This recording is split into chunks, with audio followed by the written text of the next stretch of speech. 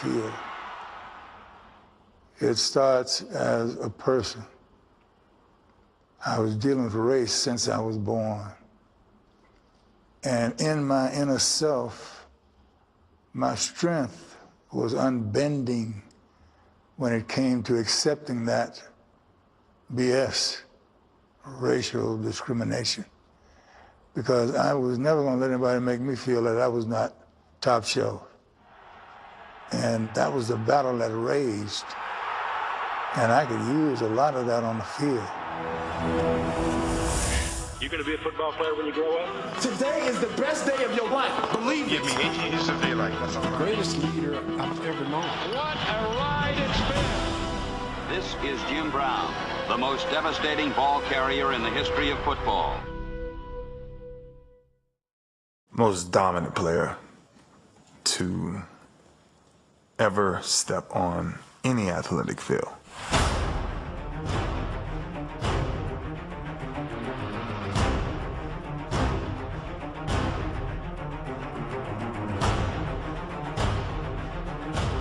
Jim Brown was a titan, which means he was larger than man. He was bigger and faster and stronger than everybody on the field. Considered by most experts as the greatest fullback ever to play the game, Jimmy's harder to bring down than a wild steer. Jim Brown is bigger than life. He feels competitive for justice as he was on the field for excellence.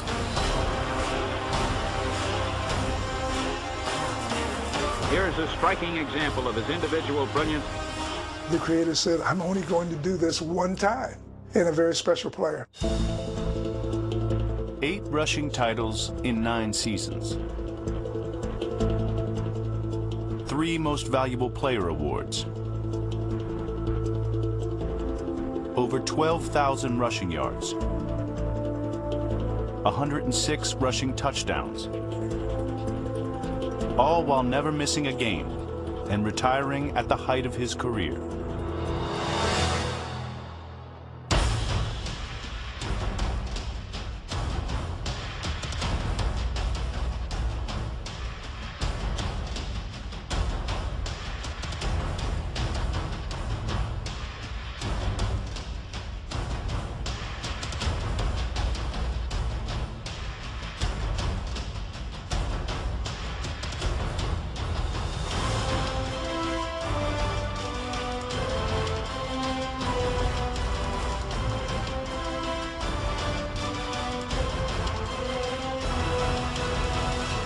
You talk about Bo Jackson, Marcus Allen, Eric Dickerson, Tony Dorsett, Walter Payton. There's not one trait that they had that he didn't have.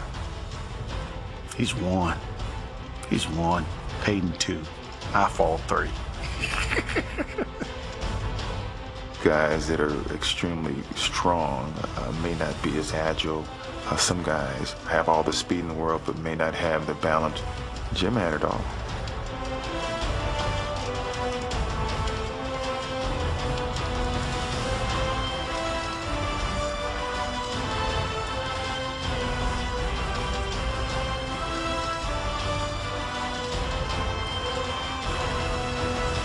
His principal legacy is going to be what he accomplished as a football player. But Jim Brown was not principally a great football player. Jim Brown was a great man who just also happened to play a great game of football. Jim Brown was always in motion. Only the lens of a camera could stop him.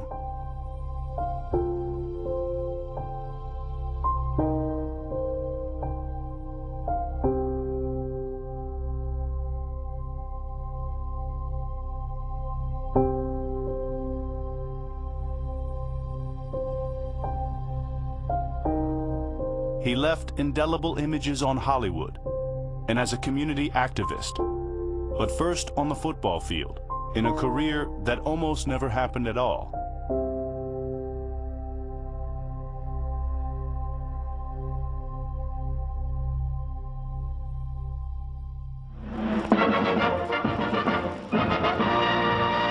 I came up in the 50s race was always an issue everywhere. And I was the only African American on the team. It was very difficult based upon the racial attitude of some people.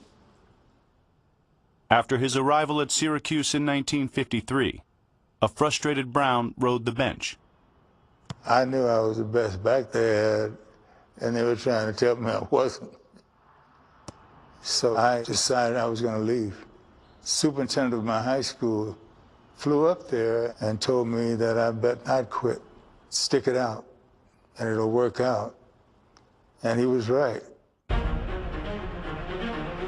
As a senior, Brown was a unanimous All-American. Halfback Jimmy's first down. Brown picks up that and then some as he breaks loose on a spine-tingling open field gallop. And set a then NCAA single-game record by scoring 43 points in his final regular season appearance. In 1957, he took his talent to the NFL, where he fell to a team worthy of his name. Jim Brown was not #1 on the draft list that year. Paul Brown wanted to take Lenny Dawson, a quarterback, and the quarterbacks he wanted were gone. I guess I'll just settle for Jim Brown. When you're a rookie, you have to step back. But I didn't have to do too much stepping back.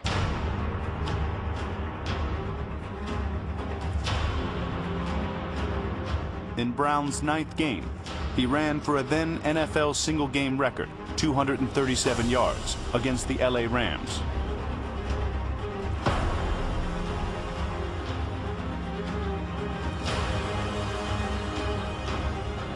The coach liked me. I'll always remember. He said these words to me: "You are my running back. You are my running back." Those was the sweetest words I ever heard as a professional football player. Brown's 1957 season was a debut like few in sports history. Rookie of the Year, MVP, a league rushing crown, and All-Pro honors. But that was just the beginning.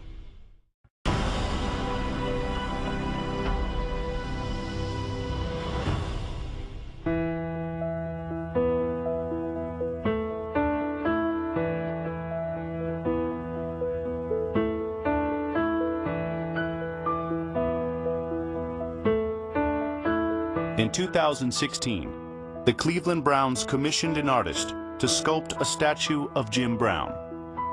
When you get old, people do certain things like this.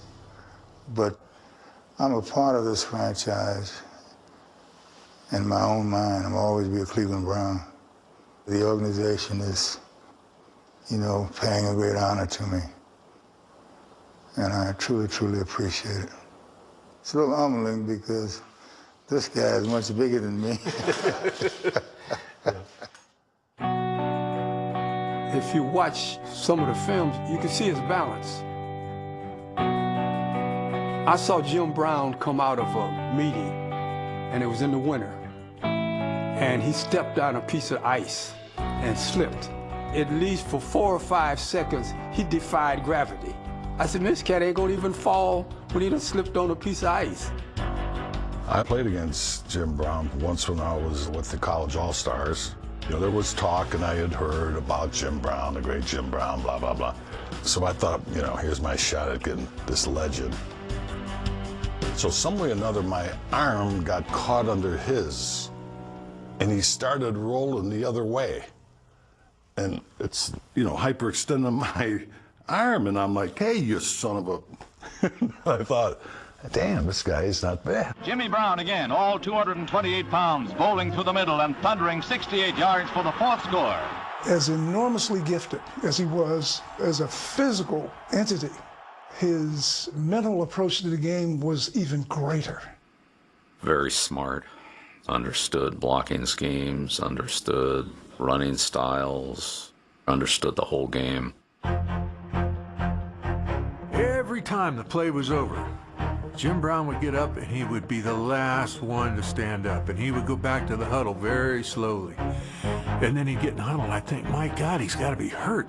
And then he would just explode.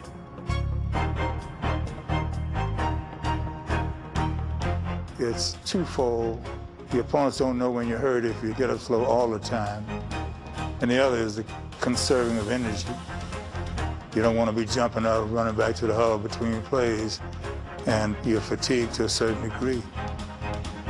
God gave all of us the ability to think, and you imply intelligence to everything that you do. So I like the physical aspect of it, but the mental aspect of it was much more important to me. Brown had skill and intellect at a level few had ever seen. So was his influence in the locker room. I was placed on waivers. So I was packing up, and Jim came by and he said, let's go to practice. So I said, man, you see I'm packing my He said, what do you mean? I said, I'm packing my because they put me on waivers. He said, stay here. He left. He came back in about 45 minutes. He said, let's go to practice. No one ever spoke to me again about me being placed on waivers. Though Jim Brown was the consummate team leader, it was still Paul Brown's team. The fond relationship between the two giants would diminish as the star running back's influence grew. Paul was Julius Caesar.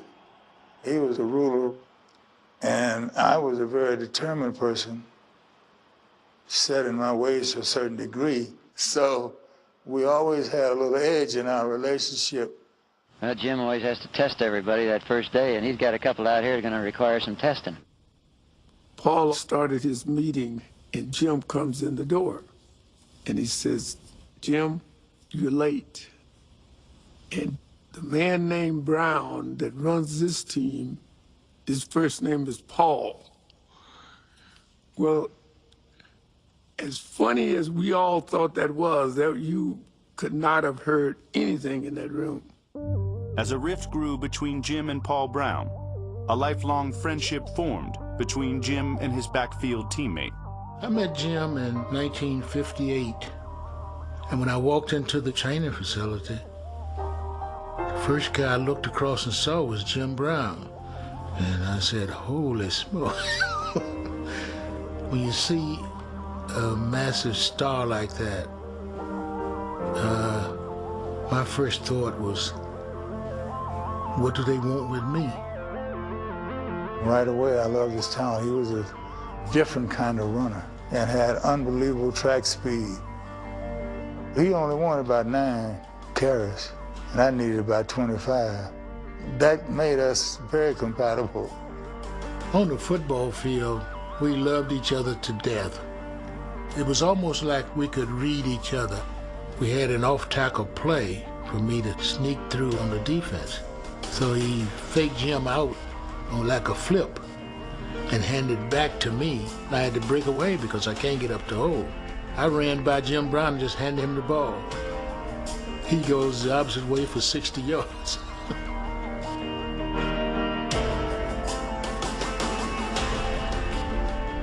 The two men may have loved each other, but the relationship was far from perfect.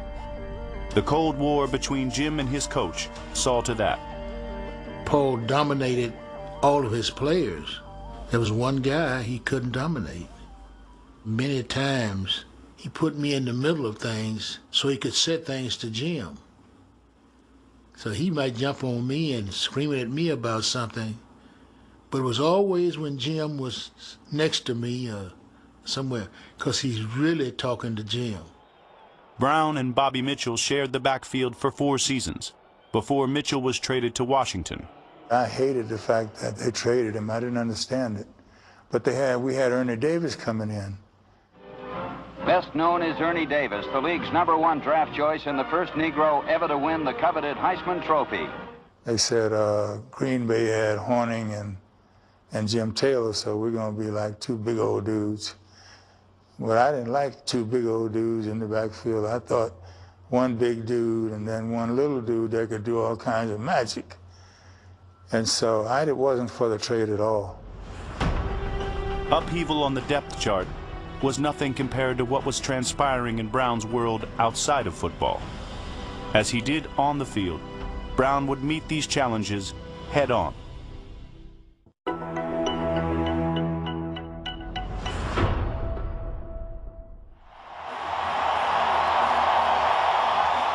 When you look at the NFL now, I mean, it's a league with a very large number of African-American players. Many of the stars of the game are African-Americans. This wasn't the case when Jim played. You know, you had African-American players in a handful of positions. All these old stereotypes, blacks not being smart enough to play quarterback, these were the perceptions. So Jim was a dominant black star during this time when there weren't that many black players. God lit before the feet of tyranny, and I say segregation now, segregation tomorrow, and segregation forever. I was born black, but I didn't live black. I was trying to live the way that everybody else was living.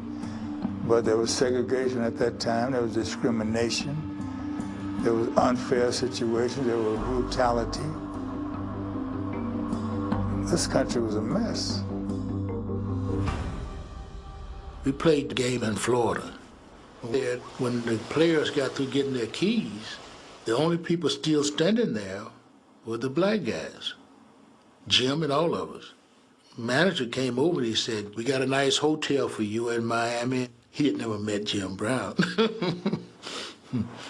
Jim said, "Wait, man." And Paul said, No. We're the Cleveland Browns. We don't separate. So you get keys for all of my players. And they came back and they said, "We can stay in the hotel, but we cannot go out any of the doors to the beach." And that was tough, looking out at that pretty water. But that was commonplace. We were coming out of an era in the 1950s when the model black athlete had been established around the attitudes of Joe Louis and Jesse Owens and even Jackie Robinson, where they had to go out on the field, go on to the track, go into the ring, do their job, and then leave, keep quiet, go back to the black community, and don't say anything.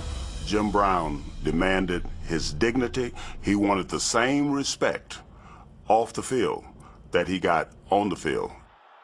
Uncompromising and unapologetic in his playing style, Jim Brown dealt with prejudice in the same forceful manner. I'm from St. Simons Island, Georgia, and my grandmother was working for this white family there as a domestic.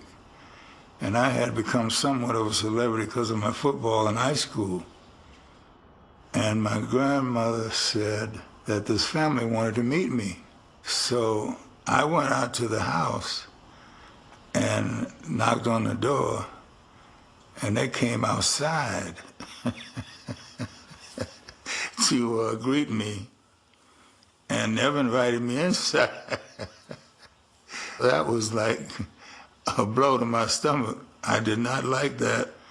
That told me how I felt about being equal and sharing the rights the same as any other human being in this country.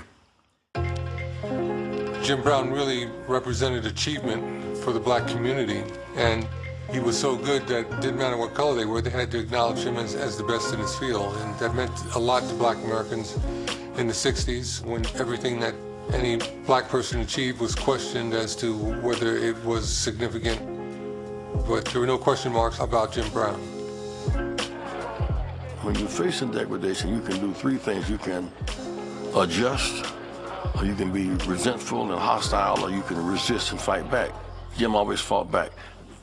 And we're better as a nation and as people because he fought back. I'm not saying this to say that those roadblocks aren't there, that there isn't like prejudice out there, whatever have you. But you find it a lot easier when you are not concentrating on the prejudice that's there, but you are concentrating on the business principles that should be used. In other words, I don't go into MGM office and say, "I'm black, man, give me a job. You're not hiring black people." I go in and say, "Here's what I have to offer, baby. I can do this, this, and this. Now, I would like this, and this in return." When you think about the 60s and you think about athletes and activism, this was the heyday of that era, the political black athlete. People remember Muhammad Ali refusing to be enlisted in the military to go to Vietnam. Jim Brown, of course, is the guy who reaches out to Ali. The one great thing I will say about Jim Brown is that whenever Muhammad needed him, he was there. Jim was always a little protective of Muhammad, sort of, you know, when I'd see them together, it was always like, you know, the older brother looking after the younger brother, even though the younger brother was pretty confident himself. Ali was a friend of mine and very outspoken, very courageous young man. Ali was anti-Vietnam War and refused to report for service because he was a conscientious objector based upon being a Muslim minister. Jim calls me and he said, get the guys together. We gotta support the champ. The great thing about this, every single guy I called, Bobby Mitchell, Willie Davis, Kareem, Bill Russell, they said, we'll be there. But it came about because of Jim's relationship with the champ. If you go back and look at that picture, this photo was the very cream of the crop of not just black athletes, but athletes, period. For me, that picture signifies the increasing willingness of black Americans to come out of their comfort zone and confront the powers that be on issues that were important to us. Well, it's one of the great times in history without us trying to do that. When you challenge the United States government, the government do not take that lightly. But these young people dealt with the principle. They thought Muhammad Ali should have our backing, and that's what we did.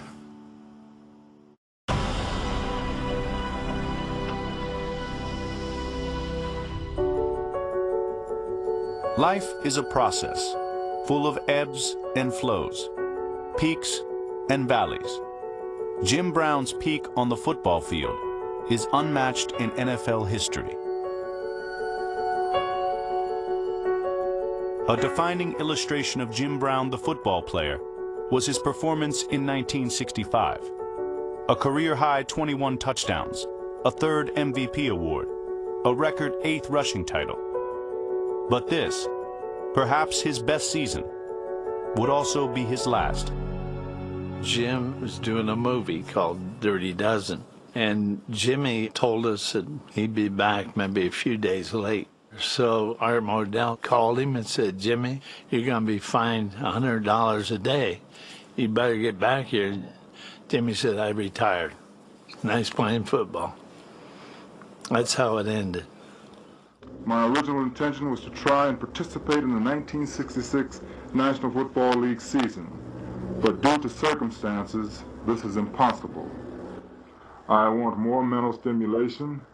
I want to have a hand in the struggle that is taking place in our country, and I have the opportunity to do that now. I saw so many great athletes who went past their prime, and it became a sadness. I was MVP of the league, and we played for the championship 2 years. There wasn't too much more I could do in a team sport. After being a leading man on the football field, Brown became an actor in Hollywood. He took on the unwritten rules of the movie industry with the same force he'd used to level linebackers. I'm making more money now. I'm a rookie in a new career, a very glamorous career, a career that is more worldwide renowned than football will ever be. I saw the movie industry as an out for whatever desires I would have. You had the same kind of visibility, and you could break down more barriers because the movie industry was very segregated, and there were things that black actors were not supposed to do. Jim Brown has been underrated in terms of the roles he embodied in the late 60s and early 70s in Hollywood. I mean, to understand what Jim represented, the 60s is really the era of Sidney Poitier. By the late 60s, Sidney Poitier is the biggest grossing box office star in the country. There were things about the image that Poitier portrayed in his films that weren't always human. He was like a symbol of perfection. What Jim Brown offers is a more physical, perhaps more urban representation of black masculinity. He was sexual, He was powerful. He could throw hands. Wait a minute! I'm Harry Bastoni! Hold on, wait! Marcus! That's the password, baby. Well, how can I remember all that? Because if you don't, you're dead. You didn't see Sidney Poitier do this. I have appreciation of Belafonte and Sidney and Sammy Davis. They were all great in their own way. But I was a physical actor. I was a hero. And that's the way I looked at it, because we needed that as African Americans. In 1969, he starred in the Western 100 Rifles, and in the process, shattered one of cinema's long-standing taboos. Raquel Welch was my leading lady, and that was the first time a black actor truly had a major star in a love scene on the big screen. Well, it ain't much different than the cavalry. I do the best I can.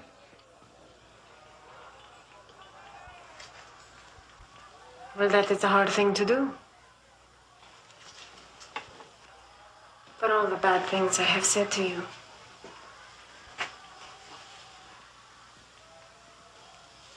I give you this. My initial reaction to seeing Jim Brown with Raquel Welch was, I wish it was me. You know, because to see that on the screen was important because it showed a relation between a black person and a white person exists. For the first time, I think, in a big film, we have a Negro and a white girl. Hollywood never really faced that fact. This is a step that had to be taken. I'm happy that maybe I'm the one that has taken it. One of the taboos that had long existed in America was this idea that black men were going to take white women. It's really old sort of stereotype that comes out of slavery. And so to have a film where you have not any black man, but one of the most visible black men in the country have sex with this white woman who's been put up on a pedestal as a white sex symbol was really profound. Brown's movie career spanned 4 decades and more than 40 films.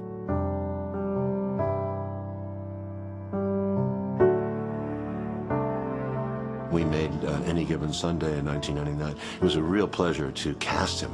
I wanted a veteran who could act, and Jim was my choice. I don't think I ever looked at anybody else on that role. When Al's making his great speech in the locker room to the guys in the last game, a game of inches speech, the way Jim Brown looks at him tells you a lot. And he gives Al, because Al's shorter, gives him respect. That gives him screen credibility, you see, as a coach, when you have Jim Brown around the coach. Jim changed Hollywood financially. It opened doors because all of a sudden Hollywood realized that there was a black audience that they had been missing all along. He changed a lot in terms of opening up things for black actors. Coming up, Jim Brown helped change football and Hollywood, but changing himself would prove to be much more difficult.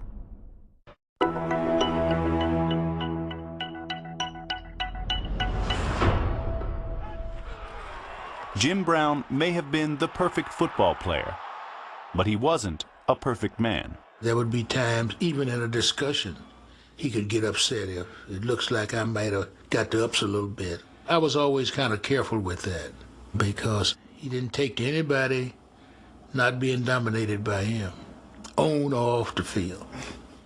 He's a very silent person. As a matter of fact, the Jim you see on Monday might not be the same Jim you talk to on Wednesday. You know, he's done that to me a few times in our relationship. I go, hey, Jim, man, what are you doing? You talking to me, man? Yeah, I'm talking to you. You in front of me talking to you. I met Jim. It was me, Ronnie Lott, and Dennis Smith. We went to his house, and we were outside in his front yard playing basketball and doing fairly well. And and then all of a sudden we noticed a change in Jim. There was a physicality that rose to another level. I kind of backed down. I didn't want any parts of it and stuff. And he was Jim Brown, man, you know. So, and he was still built like a, you know, like a god, dude. I mean, he was chiseled in stone, you know. We got the message. we got the message. Brown's intense nature resulted in accusations of a darker sort. Well, I felt that the case was pretty cut and dry. I felt that all the evidence proved that this was a preposterous accusation. Near around the time that his career was ending, a young black woman named Brenda Ayers said that he slapped her. One time, the police were called to his house, and Jim pushed this officer out of the door. And another time, he had an incident with a golf pro. They argued over the placement of the ball, and Jim got a little rough with the golf pro. They did something because they wanted to get a celebrity black male who they haven't broken yet. They've broken most of them, but they haven't broken me. Between 1965 and 1999, Brown faced multiple criminal allegations. And in 2000, after vandalizing his wife's car, he was sentenced to a 6-month jail term for refusing court-ordered counseling and community service. We've had our issues. I mean, we've had some things, but he's flawed, but is willing to change. I mean, that's all that any of us can do. There are things that I did that was wrong, and there were things that I was accused of that I did not do. And to try to explain it would be to make an excuse for the things that I did that were wrong. But I'll tell you something, as I sit here now, I wouldn't think of trying to do anything wrong. I've learned how to allow a person to slap me, and I've learned how to turn the other cheek. I wish I had the intelligence to apply myself better at a younger age to make better decisions. Brown has used the lessons he's learned to help others. When Jim started to deal with gang members and former gang members, we were averaging in Los Angeles between 12 and 1,400 murders a year. We haven't been over 300 in the last 5 years. So you're talking about gang banging at its height. And I can remember being on the streets and hearing these stories about Jim meeting with Crips and Bloods at his house. And I'm saying, okay, this brother, is he crazy? But he really wanted to affect change in the streets, and he knew he had to get guys out of their environment to open up. When I first met Jim, man, mid-'80s, I was a pretty active gang member, right? Had a thriving career in gangsterism, right? We pile in these cars, and we go up these winding hills of Hollywood. We cross Hollywood Boulevard. We cross Sunset. Mind you, we have never been north of Pico.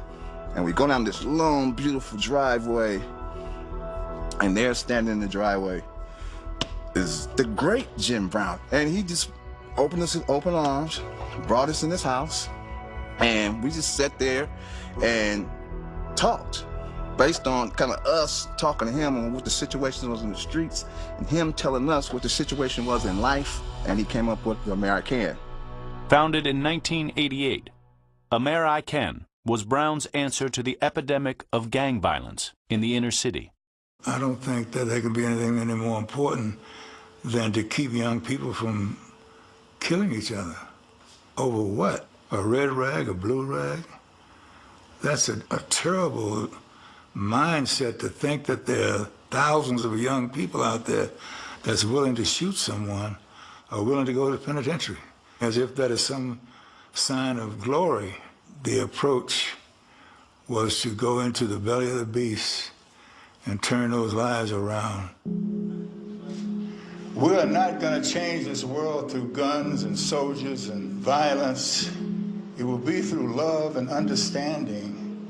And the first person you've got to love is yourself. I was there for graduation. We met with gang members in a room where it's a pretty heavy conversation. I was worried about, 3rd and 5, and this conversation was way above that. We traveled all over the country together, meeting with mayors, meeting with wardens, Department of Education representatives, and just pushing and grinding, trying to get the program in various prisons and juvenile camps and schools. He created a tool to deal with the undercurrent of problems, not the symptom of the problem, but the real problem, which is self-esteem, self-worth, you know, and your childhood conditioning. Even when the sidewalk is broken, if there's a little crack of dirt, a flower or blossoms comes out, Jim worked in the cracks to let the flowers blossom. For a man whose influence is so vast, the ultimate change that Brown effected wasn't on football or Hollywood, or even civil rights, but on individual lives. I was sitting in the county jail, and I was about to get out. He said, I got a job for you. I said, doing what, Jim? As a production assistant. What? Was that PA? What is that? If it wasn't for Jim making me a production assistant, which led to Denny Claremont, which led to Antoine Fuqua, I'll be in somebody's penitentiary, or I'll be out there at Inglewood Cemetery. When people help you, the next thing is for you to help people. As I analyze being on this earth, why are we here? I imagine to be a better person and to help others. I don't know what else is valuable. It's real simple. Brown remains as inspirational as ever, guiding a new generation. We first met at a mutual friend's wedding, and then we got into this great conversation that turned into a chess game, and ever since we've been chess partners, you know. So I'll go out to his home, and there's times when we've sat out by the pool and we played chess for 6-7 hours straight. I flew out to his home in LA, and he sat on the couch, and I'm like a little kid, so I got on the floor. So I would look up to him, and he started explaining things. Jim Brown is giving me a mission. Jim Brown is passing the torch to me to go out and do things in the communities now that he's done. How big is that? He's become a family man. He's got kids. I think he respects other people's space more than he did before. He's mellowed. He has realized we have to take everybody's perspective into consideration before we move forward. When you think about historical figures, many of these individuals were excellent in one area. Jim's a guy who managed to impact multiple areas. The change that he represented, I think he's one of the most important athletes and one of the most important cultural figures in American history, plain and simple. Up next. This represents one of the highest moments in my life. Well, what do you think?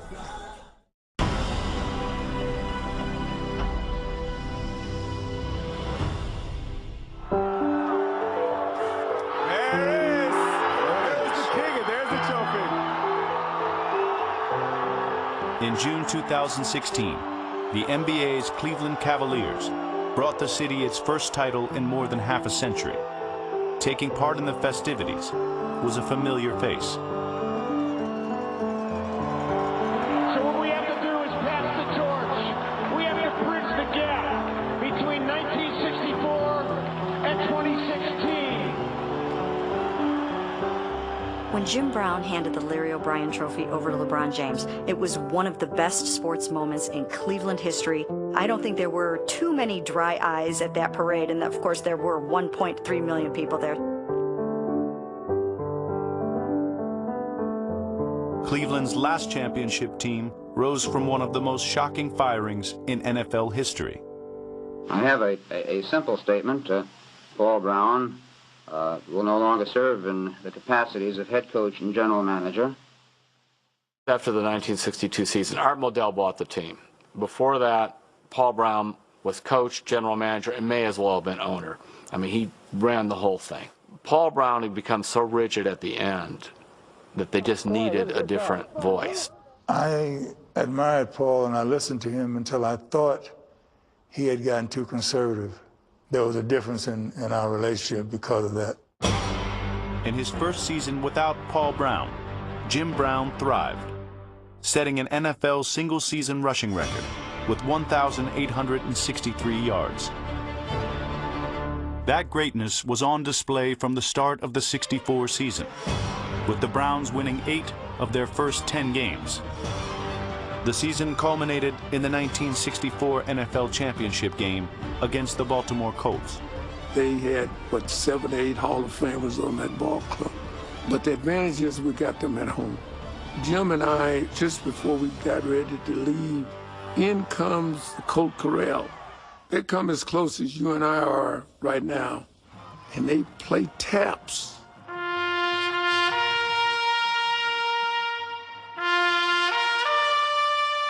They play taps with us sitting there, right in our face. We didn't say a word. Just before the game, he said, we're going to kick the hell out of them today. Now the game is in the hands of the men. Men like Jim Brown, the greatest running back of all time. Almost everybody in the country all picked the Colts to win, and the score was tied 0-0 at the half. And then Brown reeled off a 40-yard run to get things moving. The championship game was a great game because it was a team victory.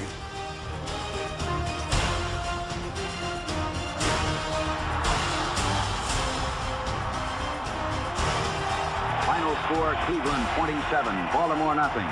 And the Cleveland Browns are world champions.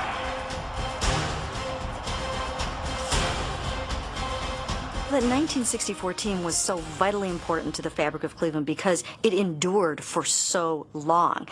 You know, to have that stand as the last championship for generations and generations of people, it was just held in highest regard and highest esteem. And I want to thank all of you for this representation. I haven't seen the finished product, but I hope it looks like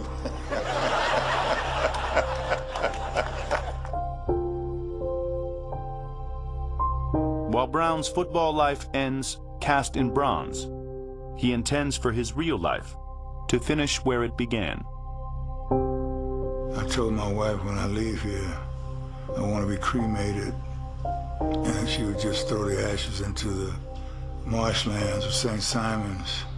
I'm not interested in people going to a funeral. The purity of my situation is to just leave here and let people think and feel whatever they feel and think. I'm definitely not trying to get validated, because most of the things that you do that are really good, people never get a chance to know about them.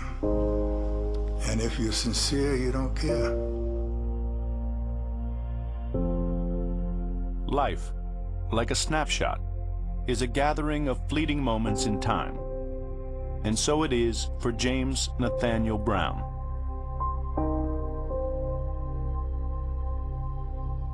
His cannot simply be categorized as a football life, or a Hollywood life, or an activist life. It's a full life, a flawed life, a uniquely American life. That is the life of Jim Brown.